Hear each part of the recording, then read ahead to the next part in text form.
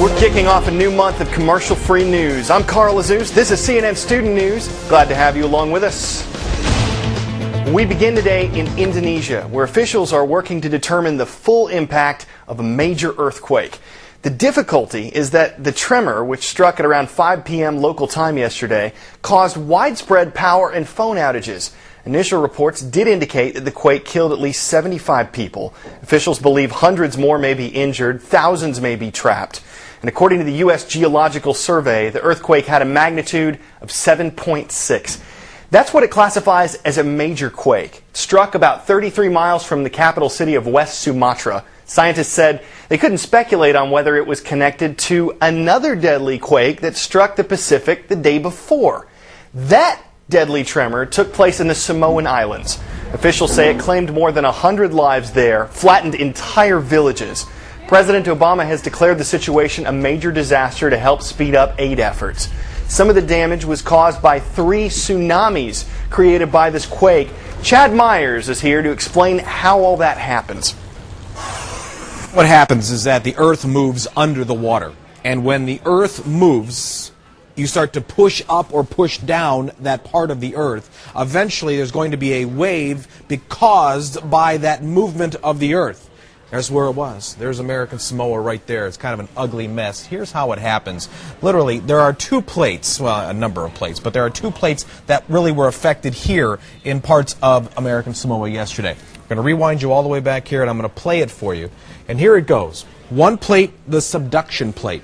One plate on top begins to get crunched and then kind of separated, and then all of a sudden, it's that energy that is released all at one time. And it's the inverse of throwing a stone in a pond, but you get the same waves coming out of the middle. Time for some fast facts.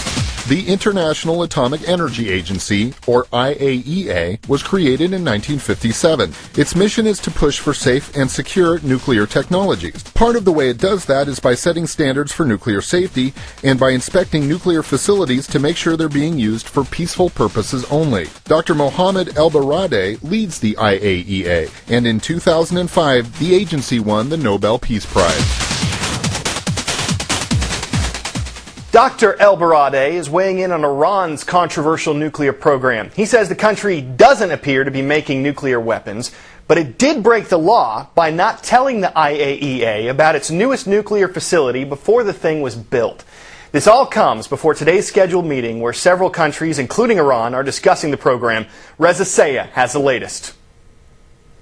Mohammed ElBaradei's comments about Iran's controversial nuclear program, much more tempered and even-handed than what we've heard coming out of Washington and Tehran these days. The head of the UN's nuclear watchdog coming out and saying 2 significant things. First off, Mr. ElBaradei saying that indeed Iran did break the law when it did not disclose this uranium enrichment facility earlier. Mr. ElBaradei saying Iran should have disclosed it during the planning stages. But he also added that the IAEA has yet to find any evidence that indeed Iran is going after nuclear bombs. So he basically gave both sides in this nuclear debate something to work with going into Thursday's talks in Geneva. Here's what Mr. ElBaradei had to say in an exclusive interview with our sister station, CNN-IBN.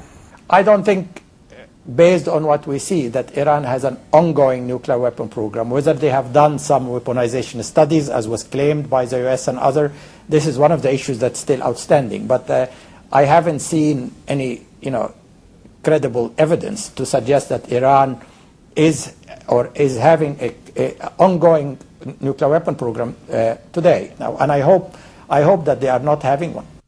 That was Mr. ElBaradei saying he hopes Iran is not going after nuclear bombs, but it's the position of Washington and European leaders that they can no longer afford to hope. They need to be certain because they say Iran's leaders have lost credibility when it comes to the nuclear issue, and the only way that they can be certain is if Iran curbs uranium enrichment and grants access to all its facilities throughout the country, whether they've been declared or not. Look for that to be a focal point in these landmark negotiations in Geneva on Thursday. Reza Sayah, CNN, Islamabad. Today's shout-out goes out to Mr. Ranker's geography class at Crest Hill Middle School in Highlands Ranch, Colorado. Who is the current U.S. Secretary of Education? Is it Margaret Spellings, Arne Duncan, Kathleen Sebelius, or Rod Page? You've got 3 seconds. Go!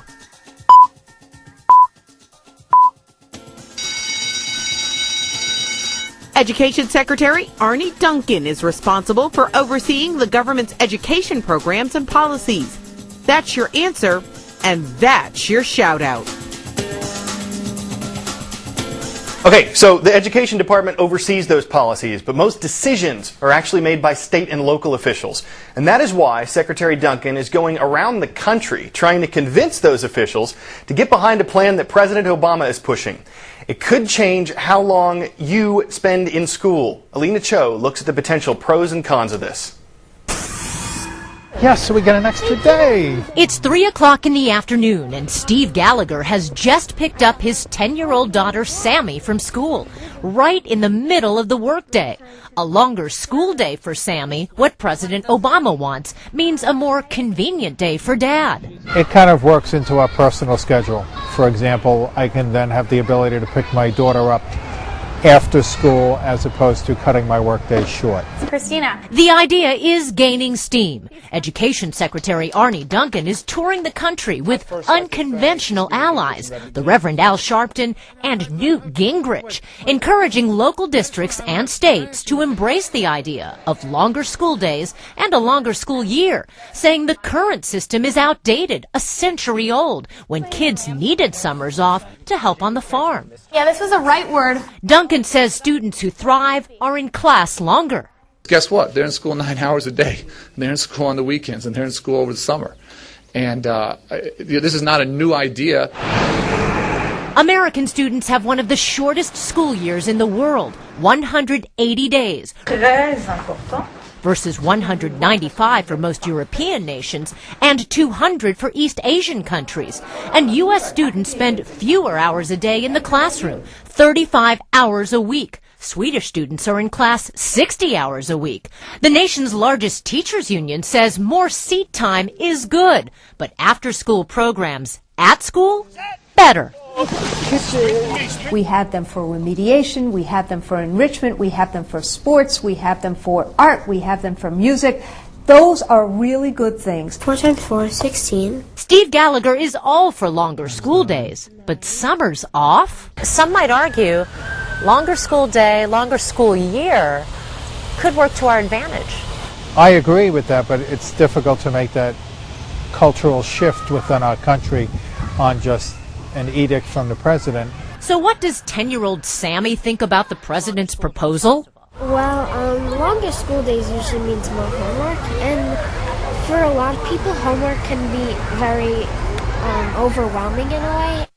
Something else that could be overwhelming, the cost. The National Taxpayers Union, a conservative group, says, yeah, it all looks good on paper, but there are hidden costs involved, like potentially more money for teachers, higher electricity bills when you keep schools open longer. And who's going to foot the bill? Probably taxpayers. Alina Cho, CNN, New York.